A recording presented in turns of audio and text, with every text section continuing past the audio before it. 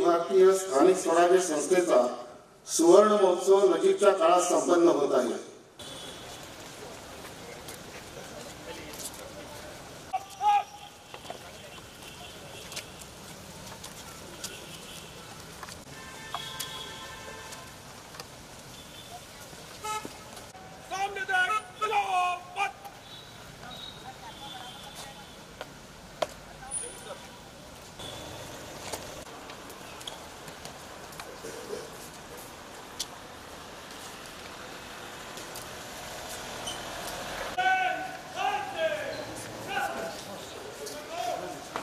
श्री नागेशजी शिंगणे, स्थानिक स्वराज्य संस्था नागपूर विभागाचे संचालक श्री जयंत पाठक या मान्यवरांना मी दीप प्रज्वलनाकरता आमंत्रित करतो।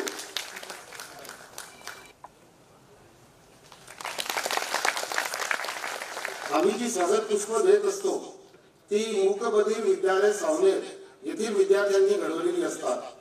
तसेच बुके न देता आम्ही दूध देणे जास्त योग्य समजतो।